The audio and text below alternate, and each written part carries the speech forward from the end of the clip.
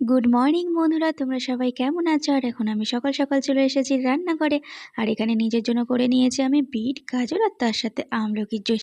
আর আছে এখানে কাঁচা ছোলা, কাঁচা বাদাম। আর ছেলের জন্য গুলে নিয়েছি কমপ্ল্যান। তো বন্ধুরা দেখো, সকাল সকাল আমি রান্না বসিয়ে দিয়েছি। তবে আজ ডিম রান্না করব। তো ফ্রিজে মাছ আছে, কিন্তু অনেক দিন থেকে মাছ খাচ্ছি, তো ভাবলাম চলো আজকে একটু ডিম খাওয়া যাক। তো বন্ধুরা, ডিমগুলো আমি সিদ্ধ করে নিয়েছি, ডিম আর আলু। তো ভাজাও আমার হয়ে গেছে, তো এখন ভালো করে কষিয়ে নেব। আর জানো তো বন্ধুরা, আজকে সকালবেলা ফ্রিজ থেকে ডিমগুলো বের করে সাথে সাথে আমি সিদ্ধ বসিয়ে দিয়েছিলাম।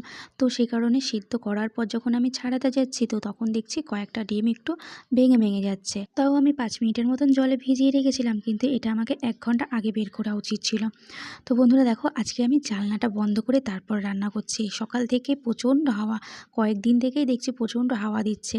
আর শীতকালে হাওয়া দিলে আরও বেশি ঠান্ডা লাগে, তো সেই জন্য জানলাটা বন্ধ করে রান্না করছি।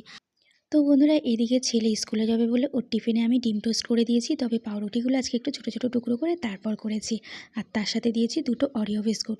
তো ও স্কুলের জন্য ওদিকে রেডি হচ্ছে, আর এদিকে আমি ওর টিফিনটা গুছিয়ে দিচ্ছি। তো বন্ধুরা, আমার নিজের জন্যও আমি একটু ডিম টোস্ট করে নিলাম। তো সকাল সকাল আজকে আর ভাত খেতে ইচ্ছে করছে না, তো সেই জন্য ভাবলাম আমার জন্য 2টো ডিম টোস্ট করে নিই। এখানে দেখো লাল লাল করে আমি ডিম টোস্টগুলো ভেজে নিয়েছি। আর রান্না করেছি দেখো বন্ধুরা সবজি। তো এখানে অনেক রকমের সবজি দিয়ে একটা নিরামিষ সবজির তরকারি করলাম। তো বন্ধুরা, এখন শীতকাল, তো অনেক রকমের সবজি পাওয়া যায়, তাই সবজির তরকারি রান্না করতেও কোনো অসুবিধা হয় না। আর এইদিকে করছি এখন বেগুন ভাজা। তো আজকে বেশি কিছু আর করব না, বেগুন ভাজা, ডিমের ঝোল করেছি আর নিরামিষ সবজি। তো চলো বন্ধুরা, আজকের মতন আমার ভিডিওটা এখানেই ইন করছি।